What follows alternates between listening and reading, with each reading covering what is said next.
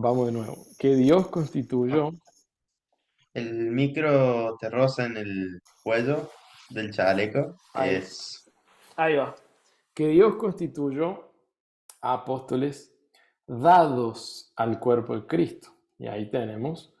Y miren toda la introducción que tengo que hacer para entrar en esto, porque está tan mal entendido a lo largo del tiempo, tan mal explicado y tan abusado este término, que hoy todos los que le dicen un apóstol piensan que es un tipo con cadenas de oro, anillos en las manos, un yates privado, no sé, aviones privados, los tipos tienen un imperio terrenal, hicieron tesoros en la tierra, predicaron el evangelio de la prosperidad y son una vergüenza. ¿Se ve la pantalla ahí? Efesios 4, si lo vamos a leer una parte nomás. Jesucristo dice, bajó a lo más bajo, subió a lo más alto, migra del primer para el segundo cuerpo, que es la iglesia, lleva cautivo de la cautividad y da dones. Y estos dones a los hombres significa hombres dones. Y entre estos hombres dones, él mismo constituye, vamos al 11, ¿están acá conmigo? ¿Sí?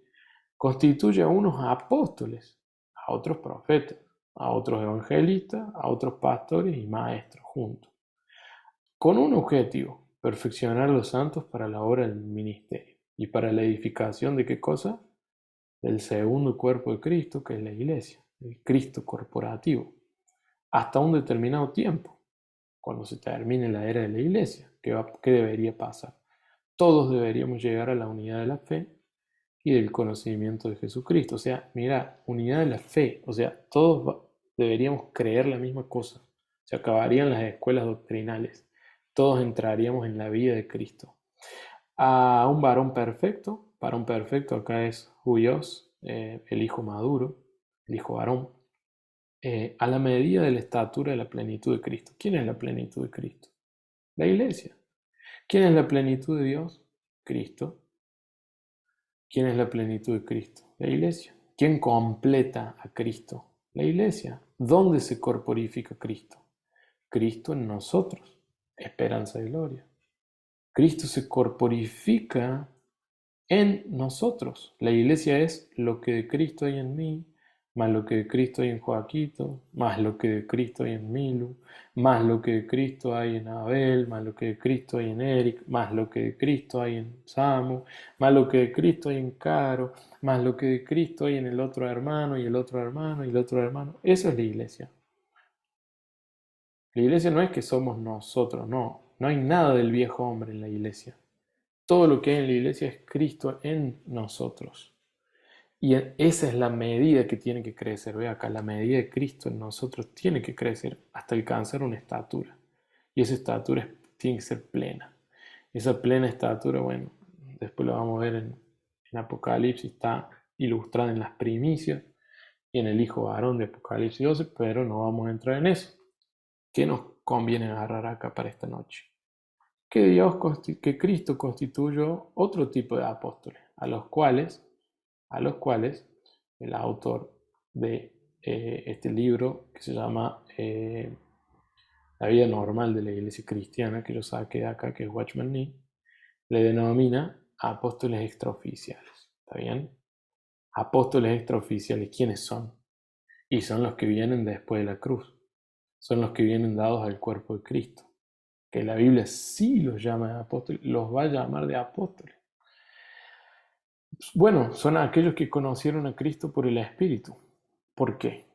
Porque no andaron con Jesús de Nazaret en sandalias por el mar de Galilea. No.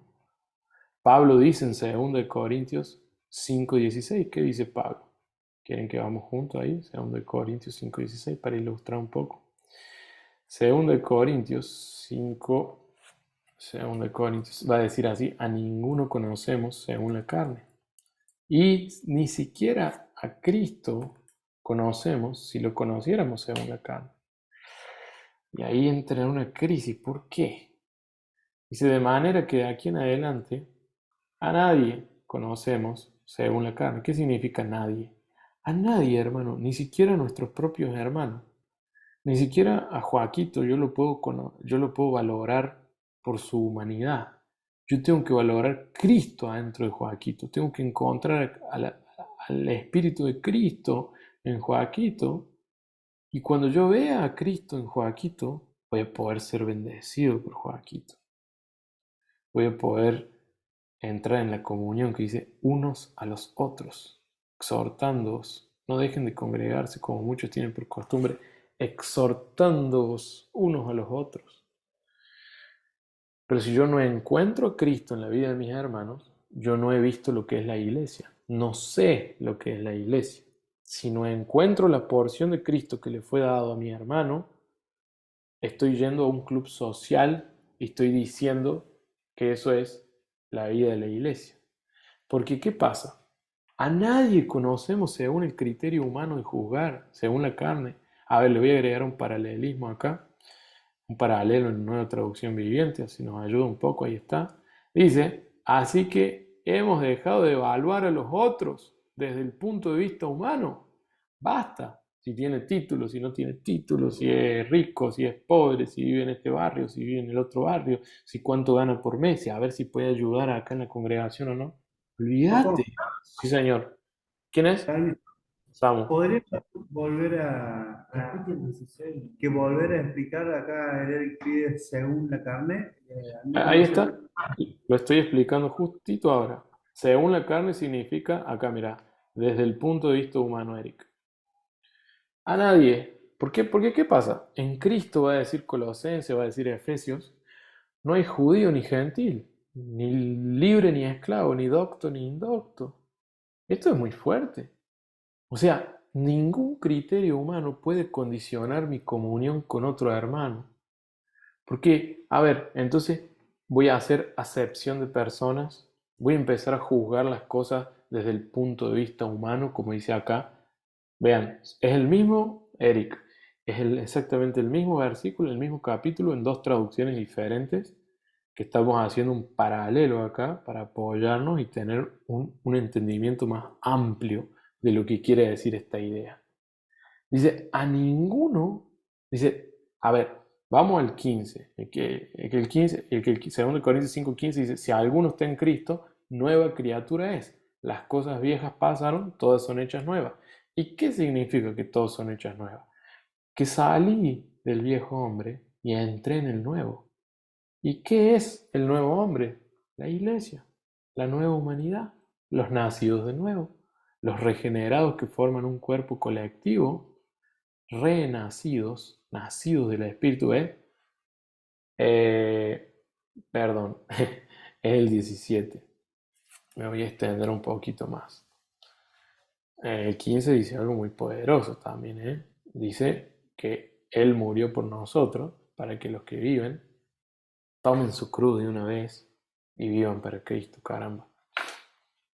Entonces, vean el 16 y el 17. Perdón, Eric, sé que me estás prestando atención, estoy dando vueltas con versículos acá, pero ahí llego a redondear la idea.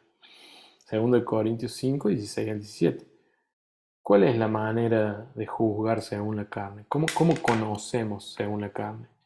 Y a ver, un policía te para en la calle y que te dice, dame tu documento, nombre y apellido, número de esto, número de otro.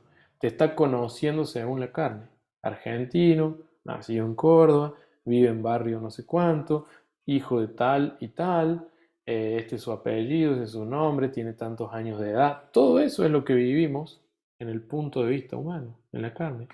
Esa vida para Dios ya está, ya se acabó, no tiene ningún sentido. Lo que Él prioriza es esto, miren, la nueva creación, la nueva criatura que somos en Cristo.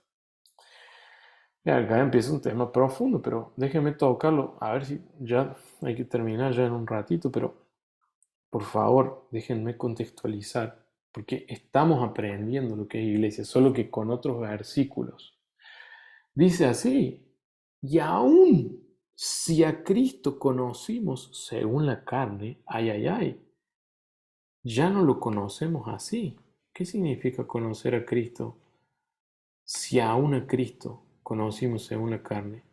Otra traducción dice, en un tiempo pensábamos de Cristo. Pensábamos, qué peligro pensar, el yo pienso desconectado del Espíritu Santo. Desde un punto de vista humano de nuevo. un Jesús histórico. ¿Qué está queriendo decir esto? Que Cristo se tornó espíritu vivificante y vino a habitar adentro nuestro y le complació a Dios revelar a su Hijo en nosotros, como dice Pablo a los Efesios. A Dios no solamente le complació poner la vida de su Hijo adentro tuyo, sino que a Dios también le complació revelarte esta noche que ese Cristo vive, respira, habita adentro tuyo por medio de su Espíritu. Y desde ese punto de vista espiritual, tenés que conocerlo. En la teología se le dice el Cristo neumático, que es el Cristo espiritual, el Cristo que es espíritu vivificante, no el Jesús que andó en sandalias por Jerusalén. Y ese ya, ¿quiénes le conocieron? Los 12 apóstoles oficiales del Cordero. Pedro se cree que estaba un poco atado a esa revelación de Cristo según la carne, desde el punto de vista humano. Se acordaba Pedro del carpintero, pero Pablo no, Pablo nunca lo vio al carpintero. Pablo se encontró camino a Damasco con el Cristo resucitado. Y tal vez por causa de eso, Pablo pudo alcanzar más profundidad en determinadas cuestiones, al punto que Pedro después reconoce que algunos indoctos, inconstantes, distorsionan las cosas que Pablo escribe, dice Pedro, según la gran sabiduría que Dios le dio a nuestro amado hermano Pablo. Según la sabiduría que nuestro amado hermano Pablo. Constantes, indoctos, distorsionan. Le estoy dando contexto a Google para que me encuentre exactamente este versículo. Segunda de Pedro 3:16. Y Pedro reconoce, miren, asimismo, dice, todas sus cartas, está hablando de Pablo, hablan en ellas de esto, en las cuales hay algunas cosas difíciles de entender, dice Pedro, mirá, dice Pedro, yo andé con Jesús en carne y hueso, pero Pablo, que lo conoció por el Espíritu Santo, porque tuvo bien Dios revelar a su Hijo en mí, dijo Pablo. Miren esto, esta frasecita puede parecer inocente, pero cambia todo el sentido. Te introduce en la realidad del nuevo pacto. ¿Sí? Agarren esto que escribe Pedro acá. Y probablemente para algunos estudiosos bíblicos, acá Pedro estaba atado a un conocimiento de Jesús según la carne y no según el Espíritu. Entonces acá habla de nuestro amado hermano Pablo, dice. También les escribió con la sabiduría que Dios le dio. Al tratar estos temas en todas sus cartas, ven la doctrina apostólica de nuevo, todos concordaban en una sola mente. Y Pablo, nadie se lo enseñó, no se lo enseñó a ningún ser humano esto. Pablo dice, no consulté carne ni sangre, bajé directo, bajé directo. No me fui con los grandes apóstoles de renombre, bajé directo, dice. Qué fuerte. Se está entendiendo acá. Entonces, conocer según la carne algo es conocerlo desde el punto de vista humano, desde el hombre exterior, desde aquello que tus ojos ven. Pero vos no necesitas usar tus ojos porque no andas por vista, andas por fe. Y la fe está en tu espíritu regenerado y tu espíritu toca el espíritu de otro hermano. Y aunque no lo creas, eso está pasando ahora. Todos los que están viendo este momento están tocando mi espíritu para ver si encuentran a Cristo en mí. Subtraen algo de sabiduría, no mía, por favor.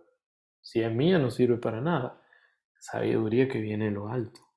Cristo, poder y sabiduría de Dios. ¿Ok? Entonces eso es conocer a alguien desde un punto de vista humano. Verlo como vos lo verías y no como Cristo adentro tuyo lo está viendo. Y en la iglesia, en el término de la iglesia, conocer a alguien según la carne es exactamente creerte más que el otro, porque lo estás subestimando desde un punto de vista humano. Crees que lo aventajas porque tenés recursos intelectuales, recursos facultades mentales o recursos materiales o recursos financieros más que el otro hermano. Y entonces ahí Santiago viene y le dice, ¿cómo que ustedes hacen acepción de personas? Si hay un rico en la reunión de la iglesia, le dan los mejores asientos. Si hay un pobre, no le dan nada. Casi que no lo dejan entrar. ¿Ustedes están locos? Dice Santiago. Nosotros que fuimos hechos primicias de la creación de Dios, o sea, lo único que Dios recreó, regeneró, lo único que Dios hizo nacer de nuevo en toda la creación, somos nosotros, los hermanos, los hijos de Dios, y ustedes están sobreestimando factores de la vieja naturaleza para juzgar y posicionar personas, y eso en la vida de la iglesia, eso no existe, muchachos. Eso no existe. Porque, ¿qué pasa? 17, Eric. Si alguno está en Cristo, es una nueva criatura. Las cosas viejas, díganse, pertenecientes a la vieja creación, a todo el punto de vista humano, ya pasó. Y todas son hechas nuevas. Esto es poderoso. Esto es poderoso. Acá dice la otra traducción.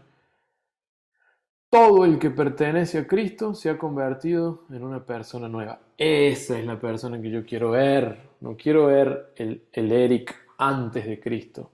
Quiero ver al Eric en Cristo. ¿Se dan cuenta? Y quiero ver a Cristo en el Eric. No me interesa su padre. No, pero este era un desgraciado. Su vida antes de Cristo era un desastre. Los pecados que hacía. No me interesa. Y si era bueno o si era malo, tampoco me interesa, porque lo bueno del viejo hombre es tan malo como lo malo del viejo hombre. No sirve para nada. Dios lo puso en la cruz, lo crucificó con Cristo, el viejo hombre. Ahí está. Sabiendo, dice Romanos 5, que nuestro viejo hombre fue crucificado. Nuestro viejo hombre fue crucificado con Cristo, tiempo pasado. Allá en la cruz está clavado. Cada vez que querés revivir algo de tu viejo hombre a través de la carne es la experiencia con el viejo hombre que te trae un deseo latente de esa vida crucificada, muerta. Cada vez que querés revivir, remontar, realzar algo del viejo hombre, es como si estuvieras desenterrando un cadáver o inflando un muñeco todo podrido, vacío por dentro, muerto, putrefacto. Iglesia es el nuevo hombre. Iglesia no tiene nada que ver con el viejo hombre. El viejo hombre tiene las instituciones, la religión organizada, ceremonial ritualística, parafernalia religiosa de ritos, mitos, costumbres y tradiciones. Todo eso es lo bueno del viejo hombre, que no sirve para nada. Pero en el nuevo hombre estamos en Cristo. Cristo en nosotros nos mete al nuevo hombre. El nuevo hombre es un término colectivo y se usa para referirse a la iglesia. Y la primera vez que yo escuché esto dije, no puede ser, si la iglesia siempre es mujer, la esposa del cordero, la iglesia es las 10 vírgenes con aceite de reserva, 5 sí, 5 no, la otro, la iglesia gentil, la mujer samaritana, que es la iglesia gentil. ¿Sí? No, el nuevo hombre también es una figura de la iglesia. Porque en la iglesia, en Cristo, tampoco hay hombre ni mujer, desde la perspectiva de vista espiritual. Y eso lo dice la Biblia en Colosenses. En Cristo no hay judío ni gentil, ni libre ni esclavo, ni docto ni indocto, ni hombre ni mujer.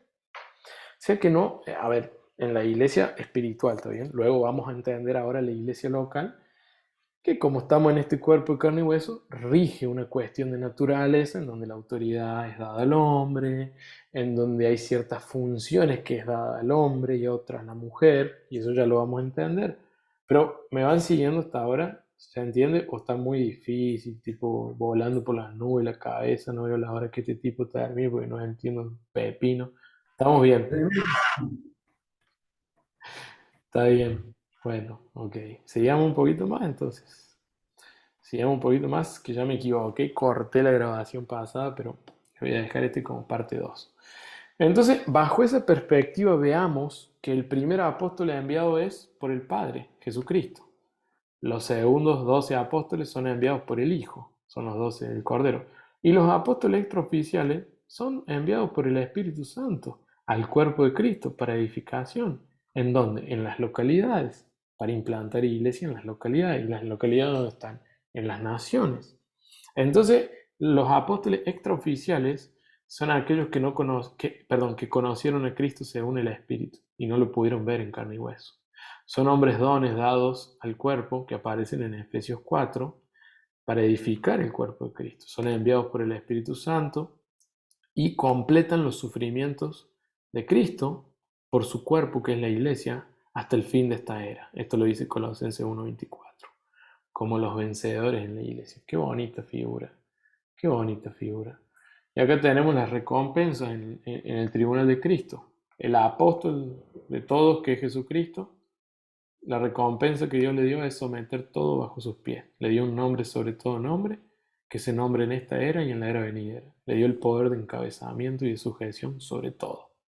Los 12 apóstoles, acá yo les expliqué, tienen 12 tronos para juzgar a las 12 tribus de Israel en el milenio, y sus nombres están escritos en los 12 fundamentos de la nueva Jerusalén celestial en la eternidad futura. Esto es Apocalipsis 21:14. Los apóstoles extraoficiales, que dice acá, cualquiera de las recompensas descritas en Apocalipsis 2 y Apocalipsis 3 para los vencedores, como para cualquier persona de la iglesia, es también para los apóstoles, y también tienen Mateo 5:5, Hebreos 2:5 al 6, reinado con Cristo, los tronos para reinar también, el sacerdocio en el milenio. No, en otras palabras, los apóstoles extraoficiales en el tribunal de Cristo tendrían más o menos las mismas recompensas que cualquier otro cristiano normal, que se santifique y acabe la carrera en pie, luchando el buen combate y guardando la fe. Bueno, ¿qué es un apóstol entonces? Un enviado. Lo que hoy en día llamaríamos de qué? De misionero. Solo eso. Hoy un apóstol es eso. Nada más. Nada de que Pedro, Juan, olvídate de eso. Hoy el modelo que tenemos es Bernabé, Pablo, Timoteo, que después se convirtió en apóstol. Esos son los modelos que tenemos de apóstoles en el Nuevo Testamento extraoficiales. Porque si nos ponemos a ver un poco acá, también van a salir una chorrera de falsos apóstoles. Falsos apóstoles. Déjenme compartirles acá un poco pantalla. Si queremos venir y leer un poquito dónde está Apocalipsis. Bueno, ya me perdí. Acá. Podemos leer en Apocalipsis 2, la iglesia en Éfeso. Jesús le dice, le canta la posta a la iglesia en Éfeso. Le dice, miren, chicos, ustedes están de 10. Solo tengo una cosa contra ustedes, que se le está apagando el fuego del primer amor. Pero mirá lo que dice el 2. Yo sé todo lo que haces, iglesia en Éfeso. He visto tu arduo trabajo, he visto tu paciencia con perseverancia, y sé que no toleras a la gente malvada. Has puesto a prueba las pretensiones de esos que dicen ser apóstoles, pero no lo son. Has descubierto que son mentirosos. Sé que también había falsos apóstoles en aquella época. Estamos hablando de la iglesia del primer siglo, Éfeso. La iglesia primitiva. La iglesia de los padres de la fe cristiana. Qué poderoso. Wow. Wow. Satanás tiene la mismísima forma de hacer todo hasta ahora. Bueno, ¿cómo saber si alguien es un apóstol? Bueno, la escritura nos da sello y señales de un apostolado. ¿Cuál es el sello de un apostolado? Su comisión. La comisión trae consigo autoridad. La autoridad se ejerce con poder.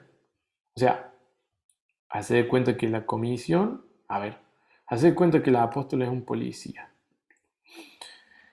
Perdón por el ejemplo, es lo único que se me ocurre a esta hora de la noche. Ponele que es un agente encubierto. Lo envían con una comisión. Tiene que desbaratar a ver cómo puedo decirle, un cartel de narcos. Tiene esa comisión. Estoy bien viendo las películas esas de los tipos que se matan 65 personas en una sola tirada.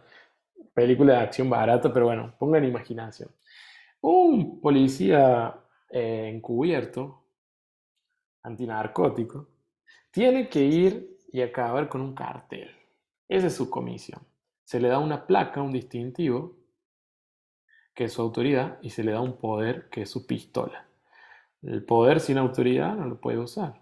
Y la autoridad sin la pistola no le sirve de nada. Va a mostrar su placa, va a decir, quédense quieto, Policía Federal Antinarcótico. Y lo van a agujerear a tiro. Entonces tiene una comisión, tiene autoridad y tiene un poder para usar. Y se pretende que con estas tres cosas el tipo dé un fruto espiritual. Perdón, un fruto, el policía, ¿verdad? Vamos al caso del apóstol. El fruto espiritual de nuestras labores prueban la validez de nuestra comisión. Si está habiendo fruto o si no está habiendo. El objetivo del apostolado es obtener valores espirituales. Y el valor espiritual no siempre equivale a un valor numérico.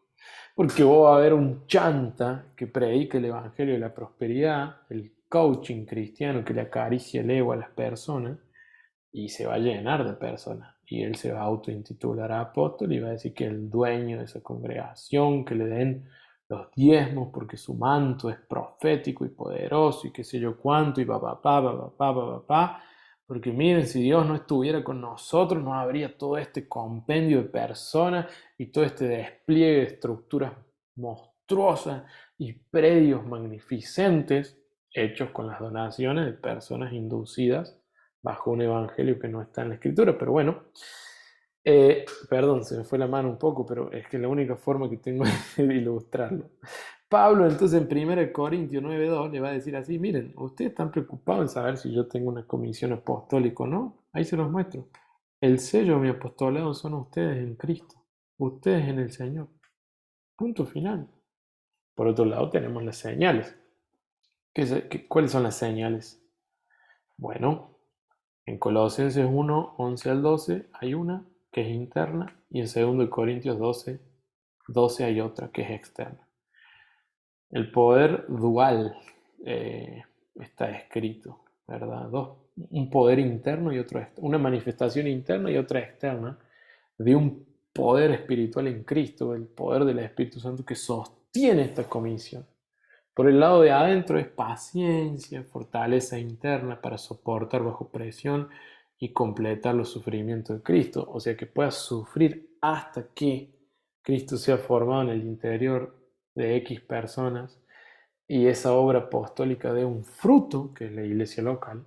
Y por otro lado tenemos señales, prodigios, milagros para doblegar en Cristo toda resistencia y cambiar la situación en el mundo físico en favor de la obra apostólica. Porque yo les expliqué muy bien que de un lado tenemos la obra apostólica y del otro lado tenemos la iglesia local.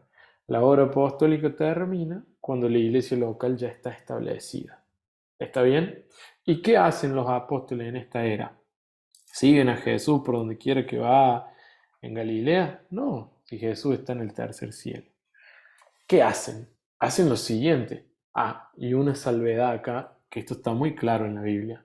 Una persona no llega a ser apóstol por anhelo, sino por constitución. ¿Qué significa constitución? Está a partir de su nuevo nacimiento, Dios ya le dio esa comisión, ya lo dio al cuerpo de Cristo como un hombre don. Porque, por ejemplo, el presbiterio, para ser un presbítero, dígase, entre comillas, pastor de una iglesia local, eso se puede anhelar. El que anhela obispado, buena obra anhela, pero es necesario que sea marido de una sola mujer, irreprensible, no dado el vino, decoroso, etcétera, tal. Pero esto, lo que son los 5 ministerios, no es por deseo, es por constitución. Son llamados y enviados por Dios. Y esto lo deja clarísimo Pablo cuando se presenta, dice, apóstol de Jesucristo por voluntad divina. Bueno, ¿qué hacen los apóstoles en esta era? 3 cosas sencillísimas. Primero, predican el Evangelio con el propósito de salvar a los pecadores a fin de hacerlos material útil para la edificación de la iglesia. Tiene una vena evangelista, el apóstol, tiene una vena evangelística y tiene otra vena de maestro, porque lo tercero que hace es enseñar la verdad divina. Su ministerio es universal para todas las iglesias. Y lo segundo que hace de estas dos cosas, del uno y del dos, ¿qué pasa? O se edifica la iglesia local que ya hay, o se implanta y se establece una iglesia local nueva en esa ciudad. Entonces ahí están básicamente las tres cositas que hace un apóstol en el marco de la obra apostólica. Cuando terminó de implantarse la iglesia local, el apóstol se levanta y se va a otra ciudad. No se queda en esa iglesia local. Ya quedó el gobierno establecido, el presbiterio con los presbíteros que gobiernan esa iglesia, ya quedó bien establecido. El apóstol no tiene nada más que hacer. A lo sumo, si tendrá el don de maestro, seguirá enseñando o asistirá a las reuniones como un miembro más, o seguirá su obra apostólica en otra nación, en otra ciudad, ¿sí? Pero un apóstol nunca puede ser presbítero, o casi nunca, es rarísimo eso. Hay dos casos en la Biblia nomás. Juan, que era anciano, o sea, presbítero de la casa en Jerusalén, y Pedro también, pero eran apóstoles de los anteriores, de los que ya no hay más, de los 12. Timoteo estuvo cerca, fue también presbítero en Éfeso, pero es raro, es raro, es raro. Nunca, casi nunca el mismo que implanta en una ciudad no puede ser del gobierno de esa iglesia local. No se hace así la obra. Hoy que vemos todo lo contrario. Vemos tipos que llegan, el marido y la mujer a esa ciudad, enviados por una denominación, meten ahí póster grande de la cara del pastor y la pastora. Nosotros implantamos, esto es nuestro, hemos servido, ahora tenemos que ser servidos. Vamos a mamar de esta congregación. Y tienen que ser casi que idolatrados como figuras, estrellas gospel, estrellas evangélicas, y tienen que ser adorados. Y hay el que no los adule porque está bajo maldición, porque no honró la autoridad de que papá y todas esas cosas que, bueno, eh, me toca decirlo a mí hoy en esto, volviendo un poco en el molde bíblico. eh, Dice acá clarito, a uno puso en la iglesia por primeramente, de vuelta sí, Corintios repite lo mismo que repite Efesios, pero Corintios lo va a dar en el marco de una iglesia local. Y dice que la primacía la tienen los apóstoles, porque son los que llegan primero y ponen el fundamento. En segundo lugar están los profetas, que son los que profetizan, los que predican, los que exponen, los que hablan la verdad divina en las reuniones de iglesia local. Y en tercer lugar, los maestros. Esto lo dice 1 Corintios 12:28. Son los que enseñan. ¿Ok? Entonces, esto está muy claro en las cartas apostólicas, eso está muy claro en lo que la Biblia habla de molde bíblico. ¿Está bien? Bueno, y acá ya nos vamos un poco. Acá hay un caso práctico, que es el caso que yo quería abordar acá, que es la iglesia en Antioquía, en Hechos 13. No sé si nos va a dar el tiempo, ya estamos ya. Pero tenemos a Bernabé, Simón, Lucio y Manaén. Olvídense de esto que dice presbítero acá. La Biblia dice que eran maestros y profetas. Y de ellos salen Bernabé y Pablo apartados por el Espíritu Santo para ser enviados a la obra. Acá está la obra apostólica, que yo los he llamado, dice el Espíritu Santo. Y ahí tenemos la comisión, que es todo lo que necesita alguien para ser comisionado, un llamado individual y la separación con un testimonio colectivo. Eso está en Hechos 13, el 2 y el 3 al 4. ¿Quieren que lo leamos o ya está bien por acá? Podemos encararlo un poquito, si no lo dejamos para la semana que viene. Entonces, que si el fundamento no se explica, no se arranca bien desde el comienzo, después hay que corregir. Y la corrección es dura y es difícil. Yo prefiero no arrancar, no hacer nada antes que hacer algo que no sé cómo voy a hacer. Imagínate que ya te montas un avión y no sabes cómo manejarlo. Ya estás en el aire volando. ¿Qué te queda? Salvar una catástrofe. Imagínate que abrís un cuerpo para hacer una cirugía, un trasplante, y todavía no estudiaste el primer libro de anatomía 1 en medicina. ¿Qué te queda? Zafar ahí. Bueno, muchos hacen iglesia de esa forma. Arrancan haciendo una cosa que les parece, otra cosa que aprendieron, otro que vieron en YouTube, otro que su denominación hacían siempre así, Y los tipos van de fracaso en fracaso, de quebrantamiento en quebrantamiento. Y eso pasó, aunque no lo crean, miren, se los muestro, en Tito. Vamos a leer Tito. En Tito había cosas defectuosas. Este Tito tiene un solo capítulo, pero miren lo que le dice. ¿Dónde está Tito? Tito 1. A ver, ahora sí. Miren lo que le dice Pablo a Tito. Por esta causa te dejé en Creta, para que corrigieres lo deficiente y establecieres ancianos o presbíteros en cada ciudad, así como yo te mandé. ¿Entendés? O sea, se mandaron a implantar iglesias por Creta y lo hicieron de manera deficiente porque no respetaron el molde bíblico. Entonces, Tito, anda, apágame las papas del fuego, sálvamela un poco, que está todo un desastre, allá no hay ni gobierno en la iglesia local y están haciendo cualquier payasada. Corregí lo deficiente. Otra traducción dice, corregí lo que estaba defectuoso. Entonces, ¿para qué vamos a corregir si no hay necesidad? Más vale empecemos con el pie derecho de entrada y no va a hacer falta corregir.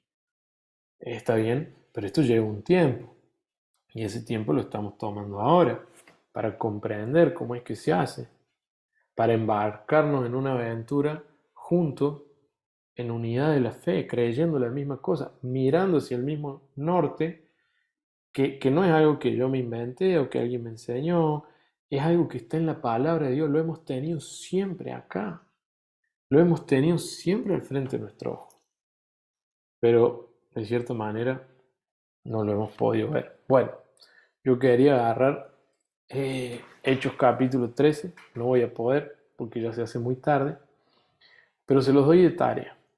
Lean Hechos capítulo 13 y de acá a 15 días, cuando nos volvamos a encontrar, escriban en una hoja todas las dudas, todas las preguntas que ustedes tienen respecto a determinados asuntos, a determinados términos, a determinadas cosas. Lean todo el 13. Es bonito, es el primer viaje misionero en el molde bíblico. Es el primer viaje misionero bíblico que haya existido. Está ahí en Hechos 13. Cómo se los envió. No había ninguna organización misionera. No había ninguna denominación enviando. Que si no me pones, no me implantas con el mismo nombre de mi denominación, no te mando los diezmos para sostenerte. No había nada de eso. Se sostenían solos los apóstoles. Y ya vamos a ver que el apostolado es algo mucho más duro, más eh, trabajoso, más difícil de lo que se vende hoy. Hoy está terriblemente pervertido lo que la figura de un apóstol, pero lo vamos a ver en la Biblia, lo que Pablo dice, tenidos por mentirosos cuando tenemos la verdad, pobres por fuera pero ricos espiritualmente por dentro, espectáculo para los ángeles, para el mundo. Bueno, lo vamos a ver a todo eso. Entonces, muchachos, yo voy a parar de grabar por acá.